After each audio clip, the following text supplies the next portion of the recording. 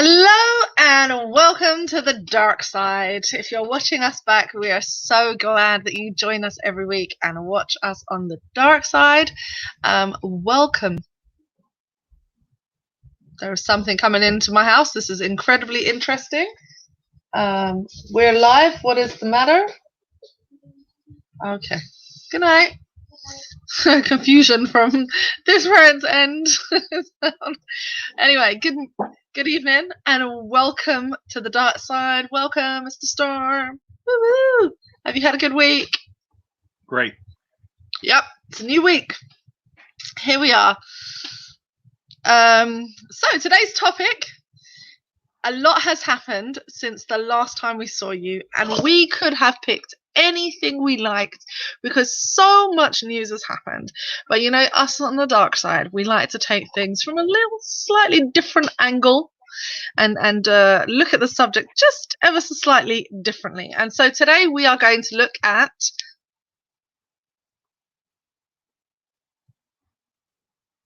victim blaming. No? Okay, good. All right, so I'm glad who's just going to look at me this evening. It's going to be a fun evening, folks. Please, if you've got your comments, you have your questions, please pop them in the comments section. We would love to talk to you and interact with you, so that's really important to us. But today we are going to talk about victim blaming. Now, this is a special treat because this week we certainly have had a lot of conversation about victims and how we or people that have become victims. So the most famous case, of course, which is the case of Harry and Meghan, which a lot of people maybe thought we were going to be talking about this evening. We are not going to talk about that today. So what we are going to talk about, however, Harry and Meghan. Okay. I don't think that'll be the focus of tonight's conversation, but I think it will get touched on. It will, but from a slightly different angle. I think most people may have joined us expecting to hear us talk about the dark side of the Harry and Meghan conversation, but we're coming again from a slightly different angle.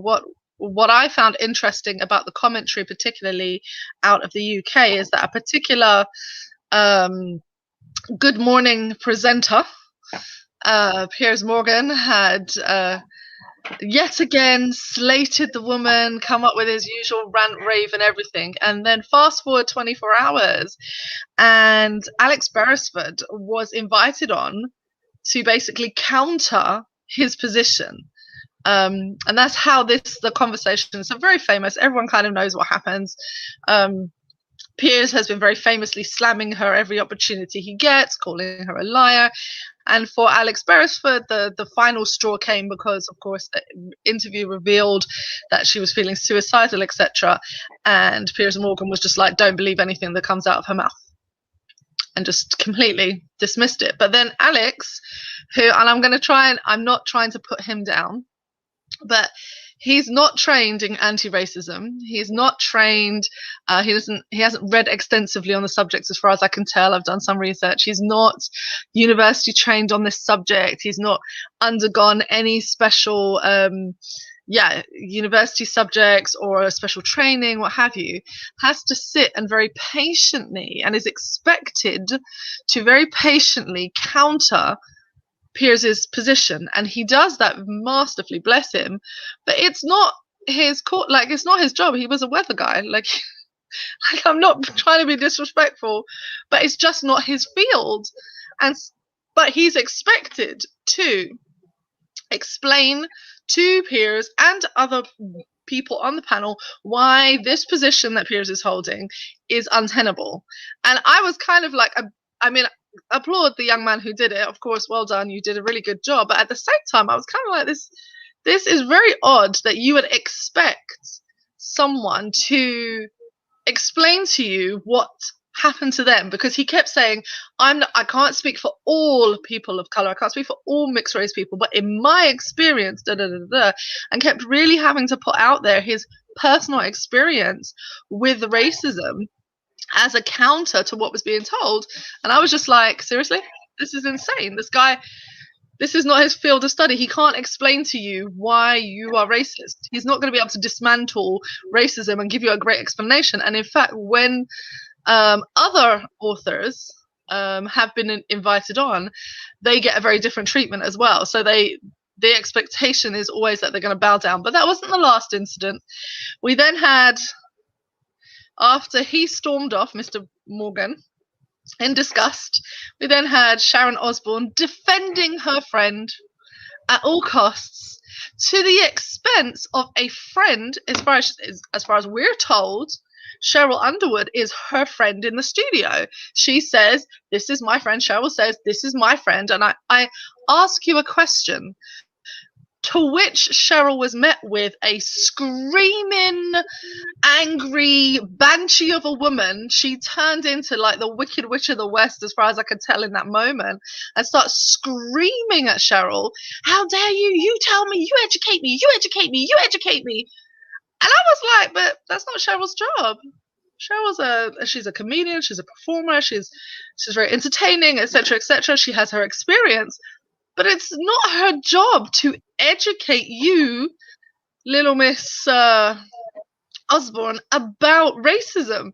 That's the job of educators. That's what they do. That's not your job. That's not the average black person's job. Has to come on and do this job of explaining. And so that final example then that really kind of crystallized this mentality that people demanded that victims explain, or victims give the explanation for what's happening. They demand this behavior, actually comes from a different source. So in the UK, in London, there was a disappearance, and later we found out that the young lady had been murdered, of Sarah Everard. And police in London had suggested that women should avoid going out in Clapham and in Brixton, and those areas should avoid going out at night and should avoid becoming the victims of a crime. So Baroness Jones gets up in Parliament in court and says, "I think that instead of giving the women a curfew, we should propose a 6 p.m. curfew for men." This is met quite controversially, because women are not killing themselves. This is a manhunt. There is a man, and at this point the suspect had been arrested. It was a police officer who was under arrest, and more details will continue about that, but this is what they were dealing with. And she said, instead of blaming the victim and ensuring the victim has to, or potential victims have to, watch their behavior and change their behavior, let's try something new. I didn't commit the crime, so y'all do it. You guys fix it yourself. Like, we're not the criminals here. And propose something interesting, to which we then had a really interesting discussion about the fact that what this week had in common is that more times than not, the people on the receiving end of the violence, on the receiving end of sexism or violence, those are the ones who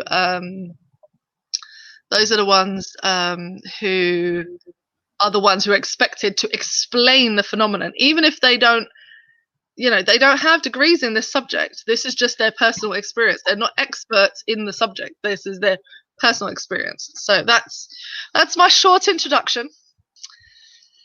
Mr. Storm, all comments are on, so if you have anything that you want to add to this, you please do comment away, ask a question, and we'll try and tackle it.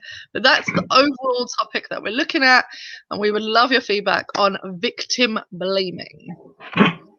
Well, which one would you like me to start with? Go ahead, take it from where you want to. All right. Well, let's start with the Sarah Everard one in the UK, coming out of the UK. Personally, I have no problem, and I actually support a 6 p.m. curfew, or I, in theory, support a curfew, or if not a curfew, some measures taken to the end of, or to meet the ends of achieving safety for women. Now, a curfew is impractical. I think, because people are going to work in different industries. You're just not going to be able to say, look, people can't be out after 6. People will be working shift work, different things like that. So you will have men out. But I think the danger of a curfew, as it's been suggested, is it would achieve the aim of increasing the safety of women in public. But my fear is that it would increase the danger to them in private. Because the reality is, men won't take responsibility for their actions as men. They won't hold other men accountable, and women will be blamed for the fact that they have to be in the house by 6 o'clock. And so you will probably find there will be an increase in domestic violence. You will decrease violence to women in public, but increase it behind closed doors. That will be my fear. To women. What's that? Sorry? No, I was confirming. I was repeating back. It decreases violence from one source and increases from another source. Yeah, and I think the issue with that is because men won't take responsibility for their actions. And although you individually, like, I've never sexually assaulted anyone, I've never done that, but I also recognize that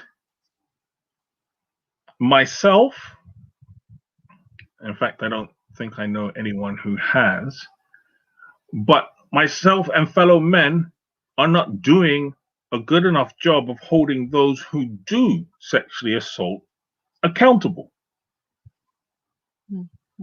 Because here's the reality of it. If someone sexually assaults a woman, I can guarantee you they've told at least 1 or 2 other people what they've done. Or if they've done it, at least 1 or 2 other people have suspicions about what's been done. Right? So we need to hold other men accountable in these things. And so what you have, instead of us owning that, holding other men accountable, we are telling women, don't go out at night. Don't go down this street at night. Dress like this. Carry that with you. All of these things. And we are making them responsible for their own safety. But more than that, we are making them responsible for another person's actions. Yeah. Right? And yeah, so we are making the victims of this accountable for someone else, and I think that's totally wrong. And also, I guess, to just take it even further, we're also making them responsible for the solution. So the solution to the problem of women encountering violence from men, the solution is clearly that you do this, this, and this. That's the solution. The solution isn't that we actually train boys. It's not that we speak to men in group circles. It's not that men get therapy, or that there's accountability, or that there's a hotline set up so that men can be reported. Those are not the solutions. The solutions are women focused. So I have to walk a certain way. I have to dress a certain way. I have to be nervous all the time and actively seeking not to become a victim. That's the solution. Well, that's not a very good solution and has never worked. So that's clearly not the solution. So it's not that women are being made responsible for the solution. The burden of the solution is placed on them.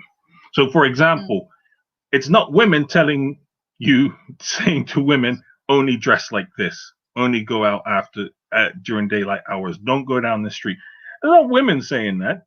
It's men who don't want to take responsibility for their actions, and we're placing the burden of what we say are solutions, because they're not working. They're clearly not working, on women.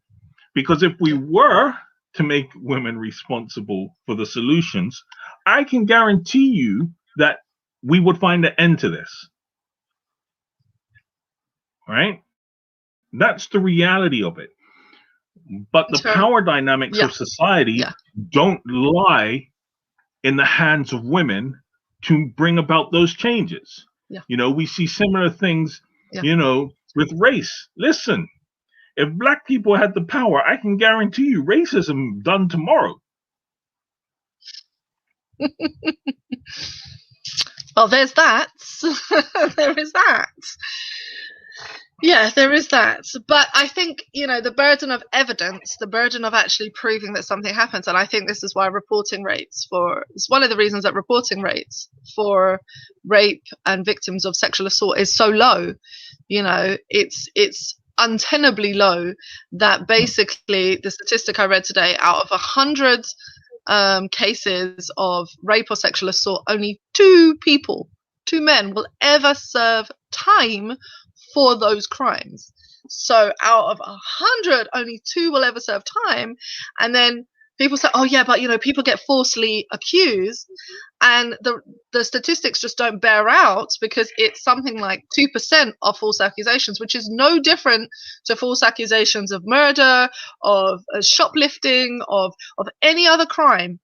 The rate of saying, yes, but you know, we have to be extra careful because, you know, there's false accusations, is such a nonsensical argument, when we don't say that about robberies.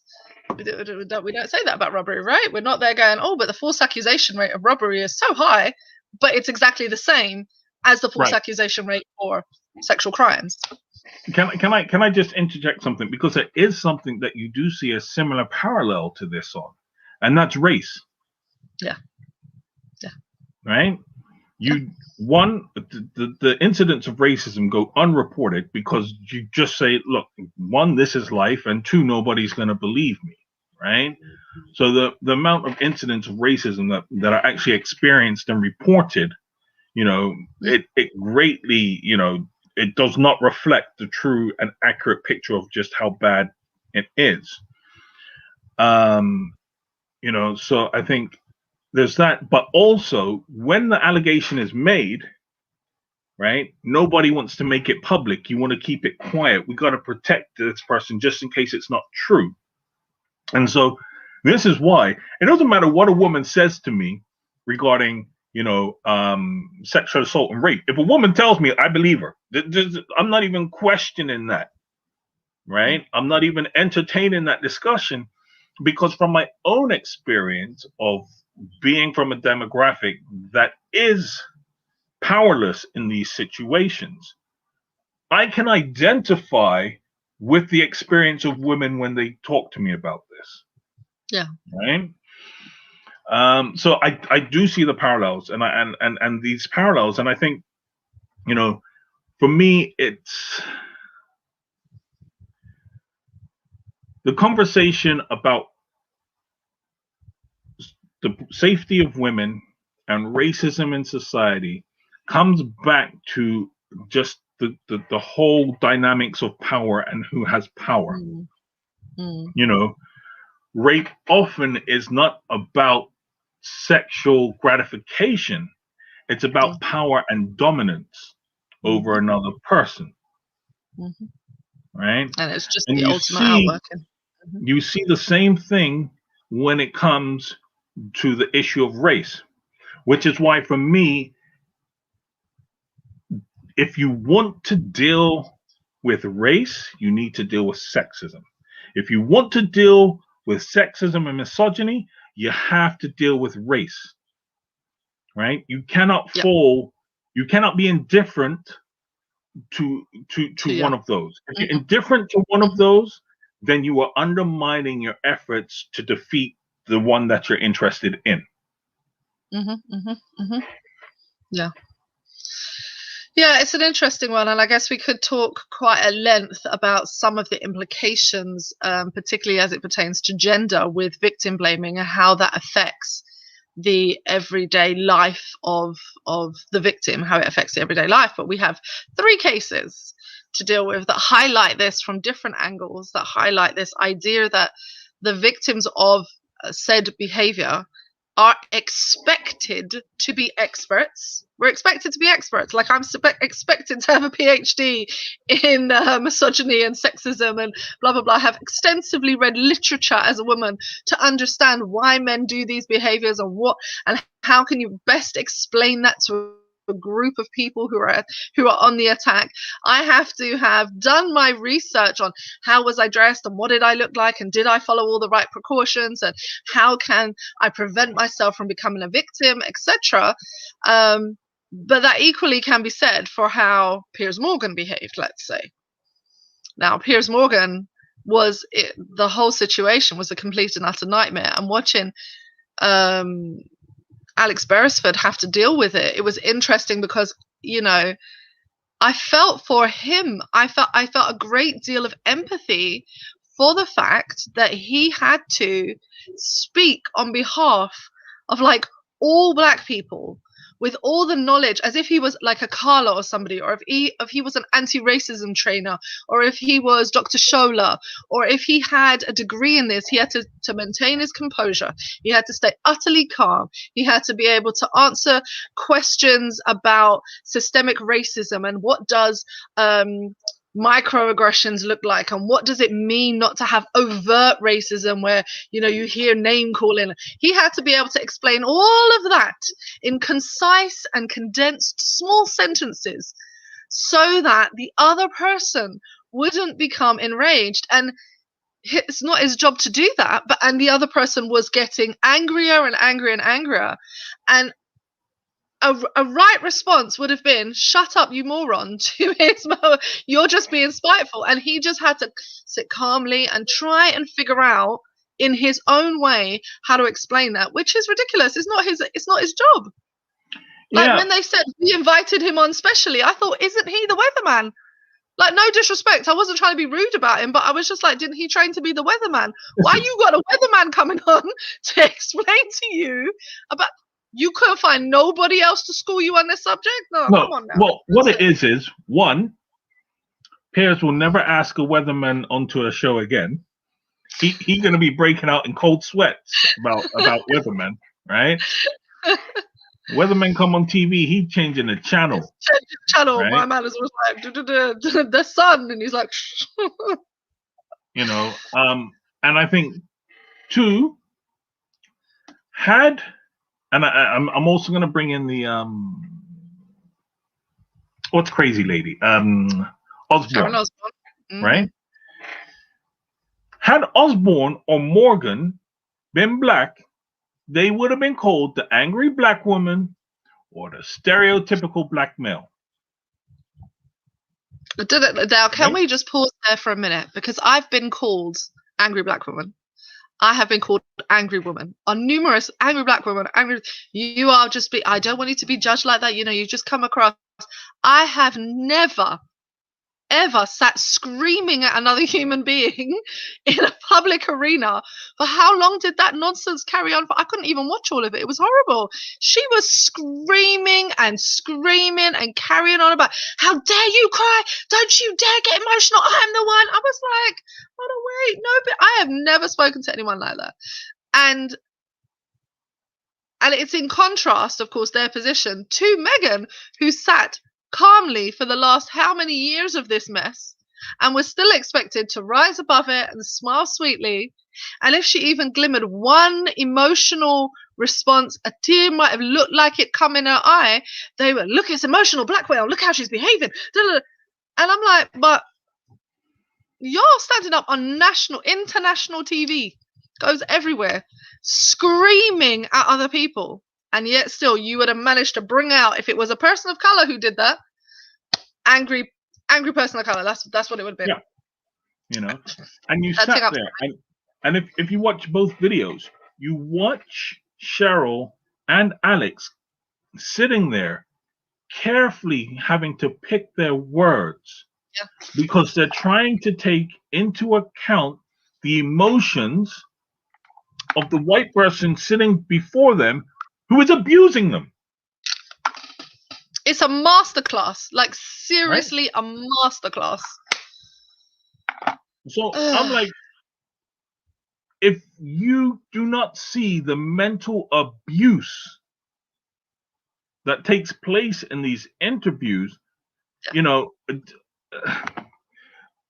there's nothing to say to you. You know, there is absolutely nothing to say to you.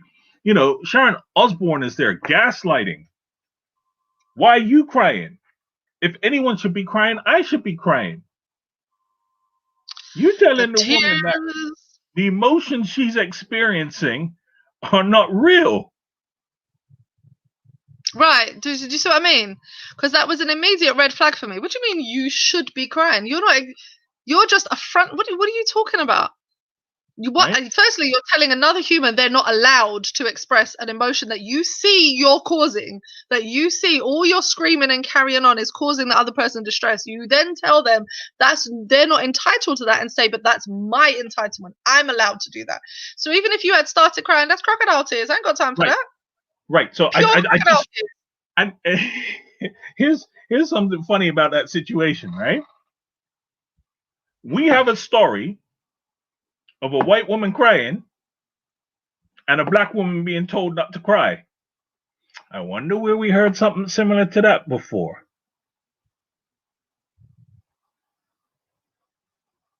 Kate crying, but Megan's not allowed to cry.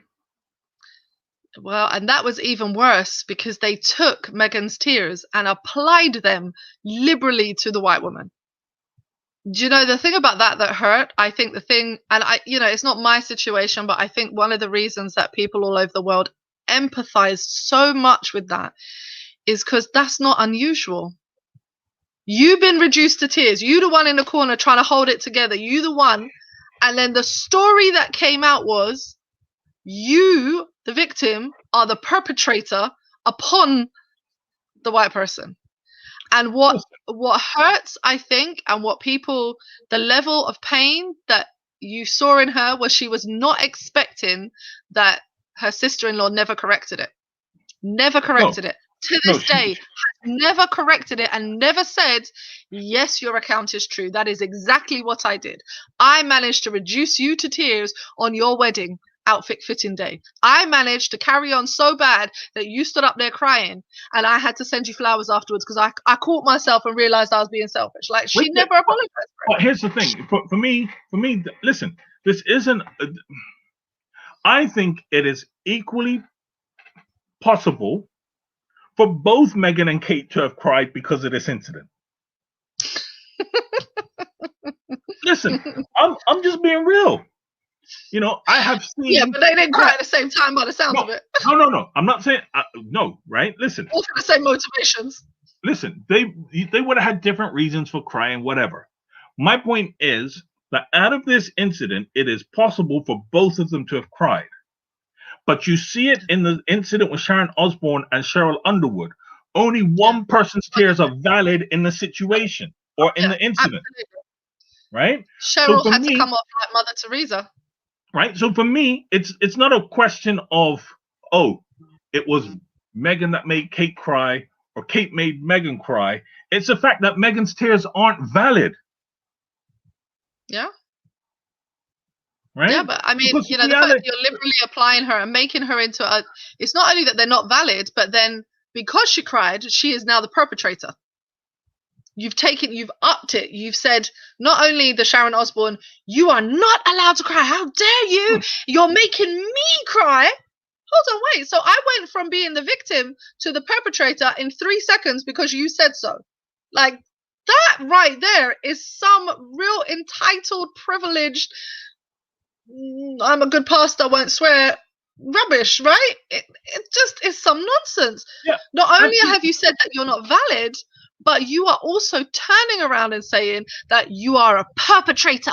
You are lying. You are the one. You know what I mean? It just, come on now. Right. So as I said, for me, it's not it doesn't have to be an either or.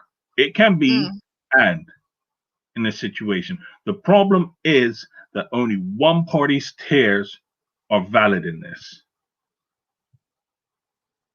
Right? Yeah, I guess so. I think because look, the reality is, right? I have seen, and I'm not trying to come across sexist, But I have seen female friends of mine fight. Both of them end up in tears. And you know what? One party's clearly wrong and one party's clearly right, but you both crying. And I'll be like, what are you crying for? I don't understand why you crying. But it doesn't mean that both parties' tears aren't valid in that situation. Well, I think what's interesting about what you've just said is now there is a female dynamic there to which I know you don't get, like, and I think it's quite funny because let's take the Meghan Kate situation. Let's not take the Cheryl. I'll come to that in a second.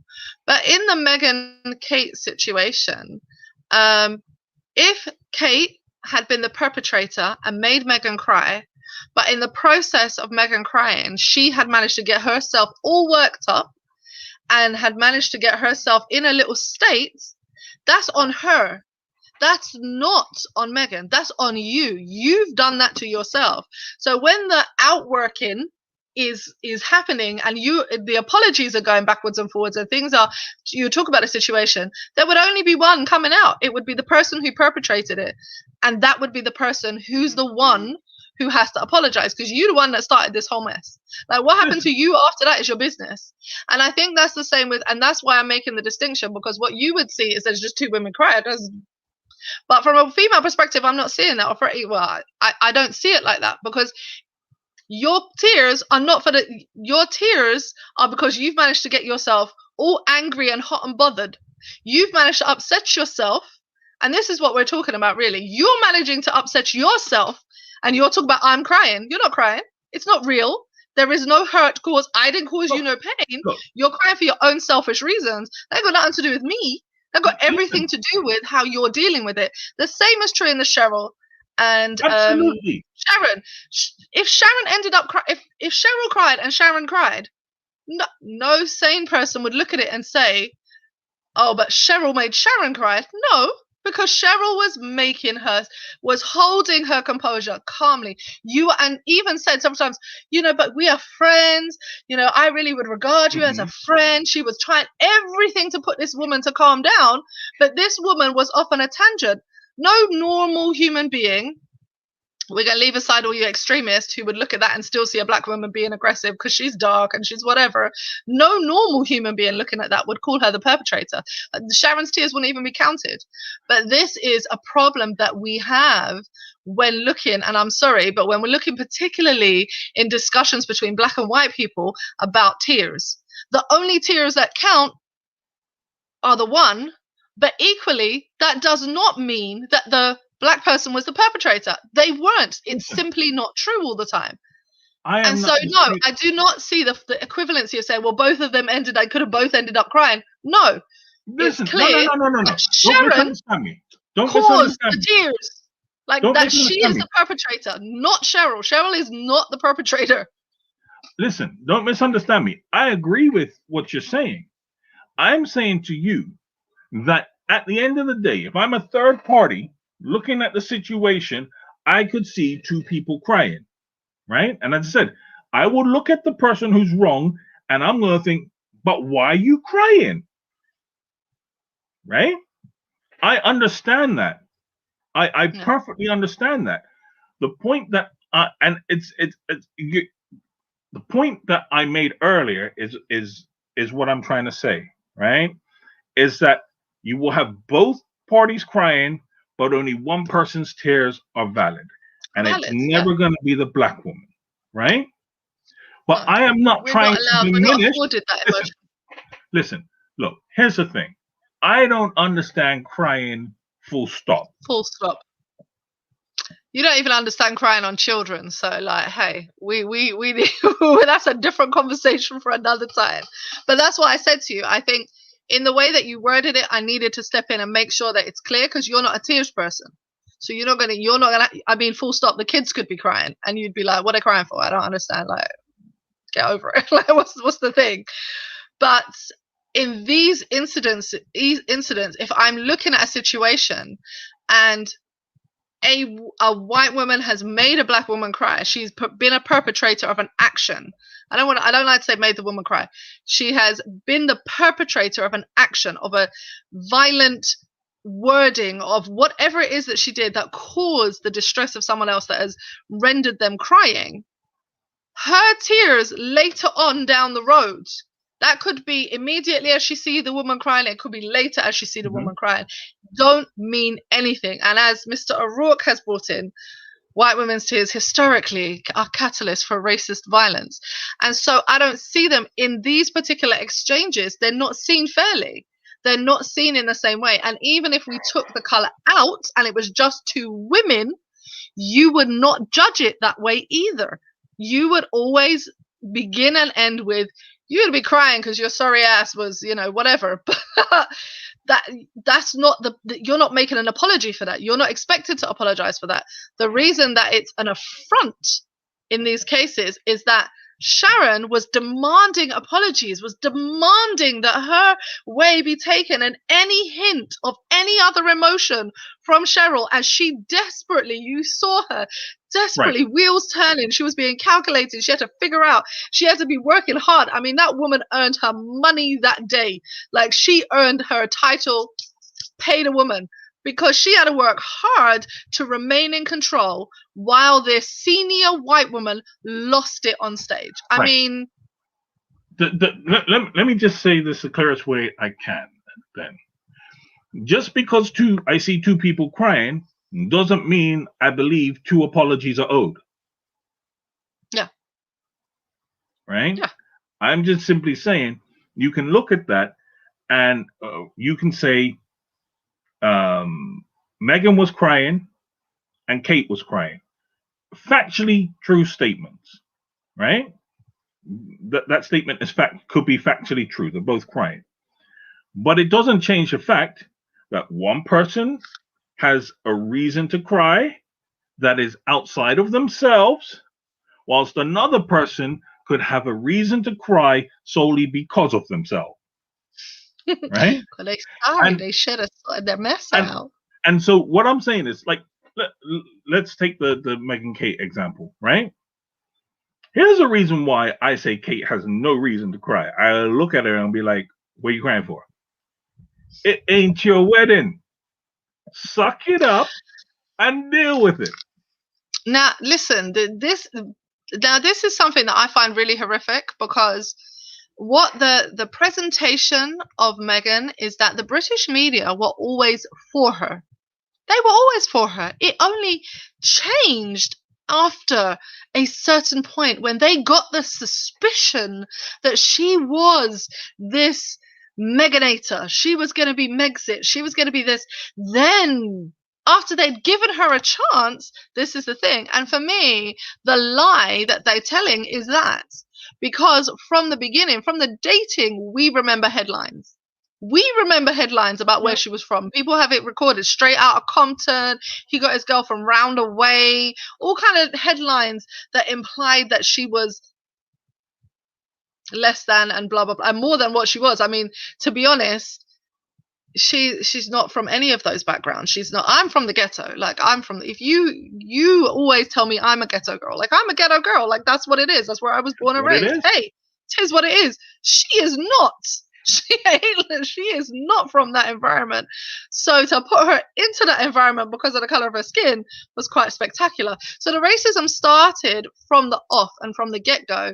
And what's interesting for me in the kind of victim blaming that you find in this instance, you see it in the Meghan interview. The same thing that Cheryl and Alex Bereford did, you see in the Meghan interview.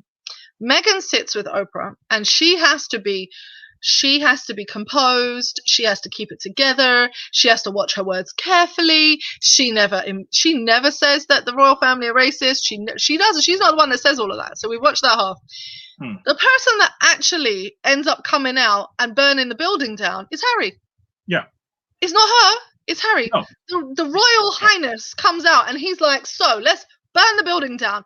I saw this, and this, and then you added race. He's the one that started that whole conversation. What Meghan had to do the entire time, no matter what topic it was she was talking about, is remain in control. And if you say it's like that, I see what you're saying. I understand. Well, that's a good conclusion you've come to without saying it herself. I mean, come on.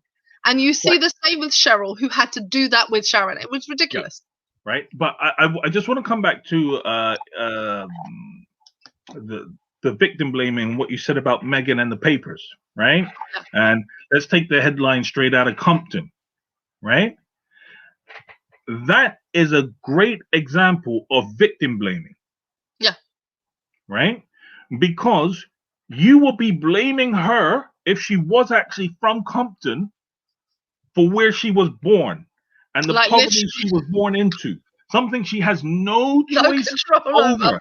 no control over whatsoever. But you will be blaming her for that and drawing inferences about her because of that. Which is exactly what the implication was. You know, they didn't write that headline because they weren't trying to do that. They were trying to do that. They were trying to draw inferences, but for me, it's just a great example of victim blaming. And yeah, absolutely. We've talked about sex and race, but another thing is that the poor are blamed for their poverty. Oh, this is a good one. I didn't know that we were going to go here, but this is a good one. So let's pick up on this just very quickly if we can. So victim blaming, poverty. Now, there was a statistic out, I think it was a couple of weeks ago, regarding the amount of redundancies in the Netherlands, or the amount of people claiming benefits in the Netherlands. I'd have to find it for you. It was really fascinating because what they said is, although people know that there is a worldwide pandemic, that people are losing their jobs because sectors and businesses are closing down, that people are ending up in desperate situations because they know that worldwide has been affected, their own lived experience is being affected, that people are losing their jobs because of external reasons. When asked why unemployment benefits were going up, people said it was because people were lazy. Listen. I mean, you don't get better in terms of victim blaming than that. There is a worldwide pandemic. Businesses are closing down. Shops are shutting shop. There are businesses who are losing everything at this point. So they can't employ people. People can't go to work in the way they used to. And your response to the individual who's going through that is, you're just lazy and you probably weren't a good worker. You would have been okay had you just worked harder. You clearly are the problem. What is that? Yeah. Victim blaming. Like, what is that? The person is literally, it's outside of them. What? Yeah, no. Listen, and here's the thing. Society is designed that way, right? It's intentionally designed that way. And there are systems and structures in place to ensure that the poor are blamed for their poverty, right? And the best example to give you is the financial crash a few years ago when everyone said the banks were too big to fail. Yeah. Right? Well, how are they too big to fail? Surely they should be responsible for their actions, right? If they had planned financially properly, they wouldn't have been in the situation that they were in. Aren't these arguments that you give to poor people? Right. Why are we exempting businesses from these same concepts? Yep. And statistically, when we look around the world at who recovered best and who recovered quickly from the financial crisis a few years ago, those countries that allowed them to fail and said, actually, you are just poor at what you do. Your planning was rubbish. Your insurances were poor. Your choices were made, and they just let them fail, recovered better than those countries in which you plowed money and money and money, pretending that the problem wasn't the institution, but the problem was the people. Mr. O'Rourke has made a wonderful point that the entire Western world is predicated on the demonization of poverty and the poor instead of demanding redress from the rich. And listen, I gotta stop you there, right? You need to stop disrespecting my man, Dr. O'Rourke. Okay, sorry. Put some respect on his name. I'm sorry. You're right. On his name. I put respect back on his name, man. It's the big bro. That's what it is. I was just like, I'm trying not to show the familial ties. Dr. O'Rourke has politely reminded us that the entire Western world is predicated on the dehumanization of poverty and the poor, instead of demanding redress from the rich. I'm Mr. O'Rourke. I mean, Dr. O'Rourke, how could I? How could I call you Mr.? It would have been terrible. I almost treated you like you were a woman and just messed up your title on purpose. Oh, what was I thinking? Well, I don't know. What were you thinking? Were you Anyway, thinking? to the point. Did this man just ask if I was thinking? Just watch your mouth. I mean, what was that? That's not nice. What kind of innuendo? I was just keeping in line. I was just keeping in line with the sexism theme of the week. Listen, that is reverse sexism. Is that what you're trying to say? No, I'm just saying, you know, I mean, we out here. You were just putting out there your sexist comments about me. That's what it was, your co-host. Listen, okay.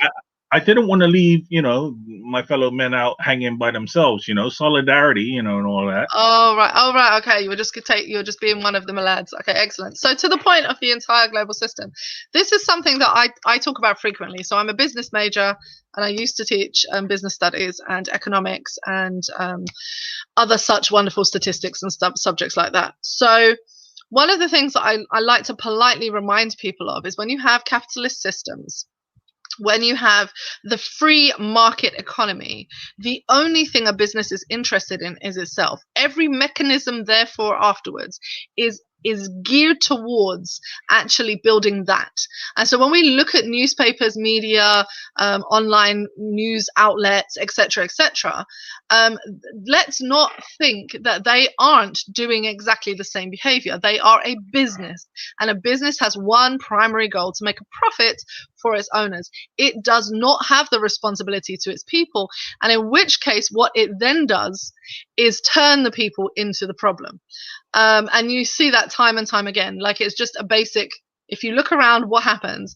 There are films that are taken, particularly over the last few years. There's been a lot of films about companies in the States who have polluted water, who haven't disposed of their waste properly, who were intentionally, it was a Teflon company, wasn't it? That was intentionally, DuPont, there you go, who are intentionally poisoning their staff and then making it seem as if their staff are insane. That's a real case of gaslighting if I ever heard it. And what people took out of that conversation was, oh, these people are stupid. Not that the company was wicked, that the company needed more regulations, that actually there was a problem at the company, that the victims of said action, the poor people, the people on the receiving end of the deliberate actions, the communities that were destroyed, the children's lives that were damaged, the humans that endured all of the cancer, etc., those are the problem, not the solution. And that goes on and on. I mean, and we're in the week of the anniversary of the unfortunate, I don't like to say it like that, the anniversary of the death of Breonna Taylor. I mean, it just seems awful to say it like that, but we're a year away from when Breonna Taylor died. And what was one of the first things they tried to do with her story? It was victim blaming. You know, it was straight away into that mode of, it must have been her. You know, if she didn't live in that neighborhood, what if she didn't have neighbors who behaved like this? If she didn't once a time date a guy very long ago, then she would have been. I mean, that's the one that gets me. That's the one that gets me. The ex-boyfriend. But because you know she made a good choice, right? He was an ex, but that's not good enough. You shouldn't have done it in the first. I mean, it. Oh, the gaslighting is unreal. Right? It's unreal. And I want to bring it back though to the Sharon Osbourne incident. I was excitedly moving away from her, but go on, you go. Well, I think it's important to bring out she wasn't actually the subject of discussion when she unloaded on Cheryl Underwood. Yeah. Right? The question wasn't about her. No. The question was about Piers Morgan, who I have been dragging on Twitter all week. Right? That was who the subject was about. Subsequently, though, I believe I did try and drag Sharon Osbourne on Twitter. I couldn't remember if I could find her handle or not. But anyway, You like to hold people accountable for their actions. Listen, if you do something like that, I'm gonna drag you. There's no two ways about it. I'm just gonna tell you about yourself. What was I saying? Yeah, so the subject was about Piers Morgan. Right. And she decided to interject herself into the conversation. She decided to make the conversation about herself. Right? So when she then turns around and weaponizes her tears in a subject that should have nothing to do with her, right? That was never about her. The only conclusion I can come to, having watched that, right, was that she was struggling with the same issues that Piers was said to have been struggling with, and it hit too close to home for her that she interjected herself. She could not separate herself and Piers and be objective in that moment because she identified with Piers. And so when you have her crying, it's because she does feel attacked. It just is, do you know, I think the thing that I find frustrating about the victim, so the subject that we're talking about today, or the subject that we've spoken about today, has been about victim blaming and what that looks like. And just to take it a touch further, because the definition of victim blaming is that you make the victim responsible for the crime that's being perpetrated against them. But in this way, what you see, the additional thing is that the victim has to do the labor of also making you comfortable, fixing your situation, fixing finding a solution that sets you at ease. It never restores or has any justice for the victim. It always sets the perpetrator at ease, particularly as it pertains to conversations of race.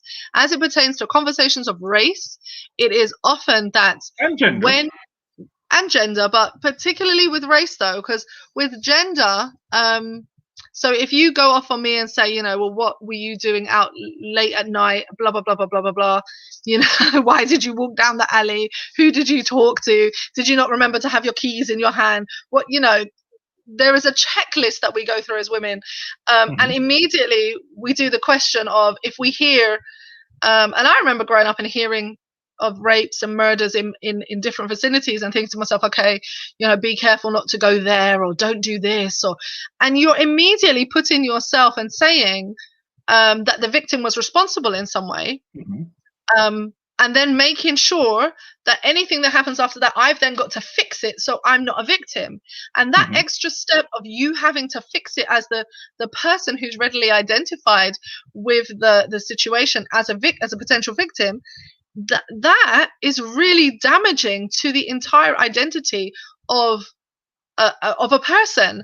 So the fact that Cheryl and Alex had to sit there and endure psychological abuse from these two white people, screaming, carrying on, stomping off a stage, doing what, you know, disrespecting them so publicly. I mean, this did not happen behind closed doors and got revealed. This happened live on air. You know, dare I say that? This happens live on air. You got so publicly disrespected. And then your community goes, well, you know, what you should have done. And then what you should do. And to find yourself not in that, you know you don't address questions to white people. You know we don't do that. We don't talk to them. Like, you can't even behave in normal ways. You can't address a question which was he being racist with his actions, or was he even, it's not even if he was being racist, was he being spiteful because she had blown him off? Listen, I am going to put this, I'm going to put it out there, right? Because I said this on Facebook and I'll say it on here, and you know what? I really don't care, right? The same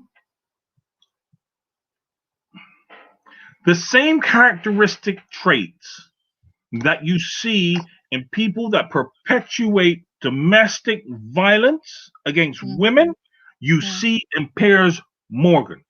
Yeah. Fragile egos, narcissistic, entitled. All of this you see in Piers Morgan, right?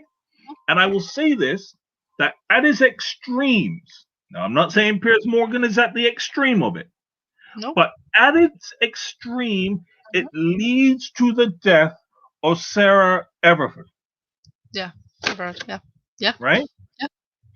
But you see it on a smaller scale with Piers Morgan because he couldn't handle being told no by Meghan. He couldn't handle the fact that it was up to her whether to ghost him or not.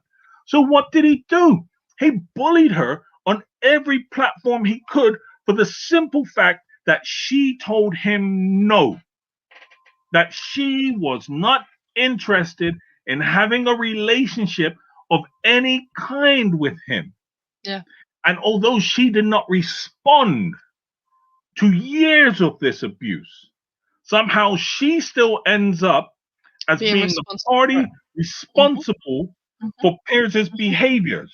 When and there not was him. absolutely nothing she could have done besides acquiescing to his desires to have prevented that. And the issue I have with this, and this is where I believe greatly that the issue of race intersects with sexism and misogyny here, is because if that was happening in a nightclub and a woman told a guy no, right? And the guy continued to harass her, and the bouncers removed the person from the club, you would never hold the bouncers accountable for their actions. You would say that this person was behaving like a jackass and deserved what happened to them. Yeah. You would say the woman has the right to say, I don't want to drink from you. Yeah. I don't want to give you my number. Yeah. Right? Yeah. And I think to add to that is what I find incredulous is I meet people all the time. I meet people I like all the time. They're nice people.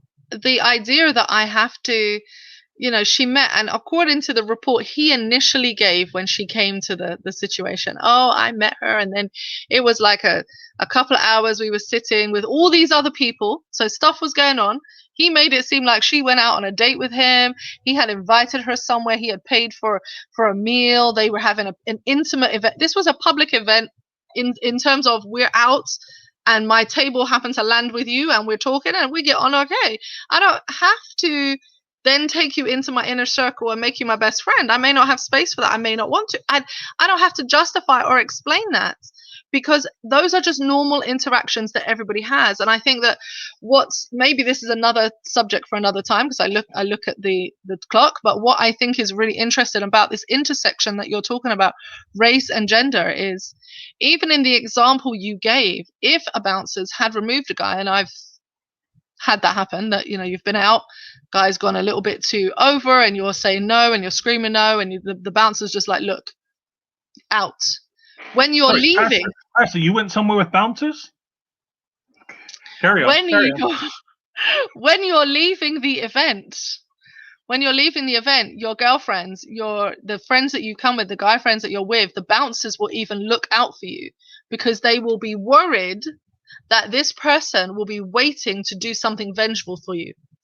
So even in that analogy, the problem is often that once you leave the safety of your environment, that there is repercussions for the fact that this person's fragile ego was addressed and was taken out. And in the case of Meghan, we see this played out on a world stage, because of course she was never in safety. She didn't have no safe place to hide. So his fragile ego did what the fragile ego does, and it perpetuated a crime against her. It continued to slander her character. That's what you're doing. You're slandering her character because you have the power to do that. The guy that harasses the girl in the club, he has an opportunity once he leaves, if he doesn't know her. That's his little window to do something, because once she drives off, once she goes to her, wherever her location is, he will never see her again. And he has no power to do that. But in this case, he had more power to do the damage, and that's what you see the outworking, that egotistical damage that can be done. And I think that this is the ultimate kind of, the whole week was the ultimate example of how women, black people, poor people are always expected to be more graceful, have the answers, do the right thing in the face of open aggression and acts of violence towards them. You, the victim, have to stand up and be better. You have to work harder at presenting a better front. I can't just let down my guard or have a relaxed moment, because then it's your fault. You asked for it. You can't respond with if somebody's attacking me, like Cheryl, if she had walked off the stage and said, I'm sorry, even if she said it politely, I'm sorry, this isn't for me, I don't agree with this kind of behavior, you're screaming at me, I'm going to walk away, she would have been the one that had the problem. She would have had all of the labels, and it wouldn't have been the person who was screaming. If Alex had refused to come onto the stage and said, with the way that you're behaving, I don't believe that I owe you any explanation, and I will not defend all black people against you because you're wrong, and then just stop talking, it would have been him that was the problem. If, even in Baroness getting up and saying in open thing, I believe that the curfew should be applied to men, the immediate response was, but then there will be extra violence against women at home, because of course it's not all men's fault, is it? It's not every man. Why are men perpetrating violence at home? Let's talk about that for a brief moment. Let's actually talk about the violence against women. Like, what is that? Yeah. And I think that that's the ultimate thing that you see. Yeah, and look, we know Piers Morgan has a fragile ego, and he can't handle rejection or strong women. And that's the exact reason why Alex Beresford was on the show, because the last time he had 3 women on the show, he got his ass handed to him, right? Listen, so Dr. Shola. He ain't invited no more women back to have that conversation with him about. That's why he invited the weatherman instead of the doctor, the person that is educated and has written books on it. Right. That's why he did that, because he felt he could control the narrative, he could control Alex, and the direction. Absolutely. Right? Yeah. And he didn't expect the fact that, you know what? Here's the thing I'll say about black people in these conversations, and women will understand it in a different narrative and in a different context, right? Mm-hmm. We may not have all the answers, but we are sufficiently experienced enough to have these conversations. Yeah. Right? Sadly. Women will have to have conversations with men that they feel are a threat to them, and have to negotiate that conversation to make a safe exit. Yep. Right? Black people have to negotiate conversations with white supremacists who have more power in society than they do. Yes. And that was the skill that Alex put to use in that interview. Yes, right? absolutely, yes.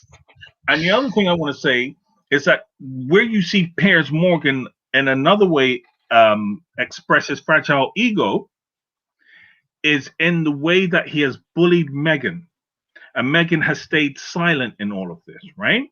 Mm-hmm. Because what Piers Morgan is aware of is that there are protocols that govern how royals communicate. Yeah. Now, the fact of the matter is, if Meghan met Harry that same day or the next day, it varies, I believe, on which interview you watch of Piers. But we know it's within a day or two of her having met him. She meets Harry, right? Because Harry's a royal, you don't expect those protocols to kick in, where it will then be say you have to back off from the press. Yeah. Absolutely, they kick in straight away. With the press. You can't be having all of these things. So it becomes disingenuous of Piers to say that Meghan ghosted him, when actually it stands to reason that there would have been protocols that kicked in, that she wasn't meant to have contact with someone like him. Yeah, absolutely. Absolutely. Right? Absolutely.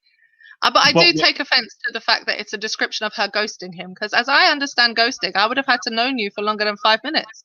Like, I would have had to, surely me sitting down at an event that I'm at, having a chat with you, and then not talking to you afterwards is neither here nor there. Doesn't qualify for ghosting. Had we been on an actual date or two, and then I was like, breath stinks, not going back on that, then it would be ghosting. But I don't understand it in this context, because I feel like it's again signaling to women that we are at all times having to be engaged actively in seeing that men feel like we are taking their interests seriously every single encounter. And quite frankly, I'm not. Why would I? Why would I think you're interested beyond that moment?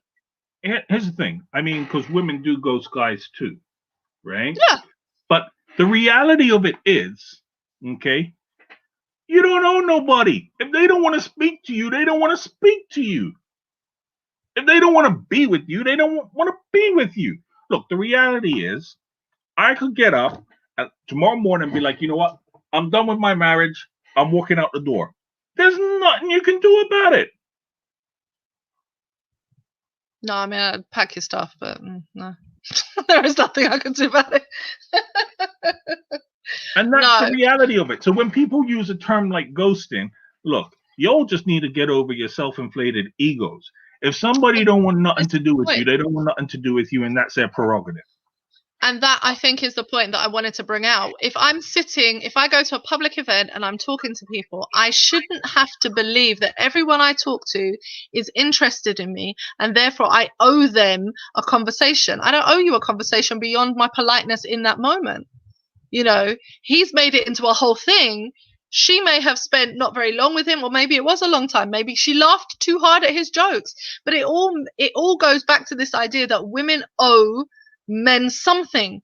Because you spoke to me and I laughed appropriately at the right spot, then I owe you something. I don't owe you anything. It was just a conversation. Like, let's not read into this more than what it was. It was simply a conversation. We had a pleasant conversation, and let's leave it at that. And we'll call, like, why does it have to be ghosting and this and that and the other? Like, how many people? And you know, the reason I say that is because the press then published, after Alex Bereford's outing of Piers' situation, because I did not know, I had not seen the earlier press, so I didn't know why he was so angry. But they then, 7 people Meghan's ghosted. And I was like, are you people insane? Her dad, she ghosted her dad. Her dad's a narcissistic, manipulative. She don't ghost your own father. Her father sold her down the drain. He did not, I mean, he was not, by all accounts of his own statements about his relationship with his daughter, he is not a great father. That's not ghosting your daddy. That's, many single parent children will tell you, that's just poor parenting. Let me ghosting my father. They pulled up the sister who speaks to her every few years and then sells her stories. That sister. Like, what are you talking about? Ghost, you know, this and trying to make it into something it's not. Firstly, I don't owe anybody a relationship. I don't want to, I don't have to. If I've been polite, I've been polite, but it isn't more than what it is. I see her as a serial ghoster.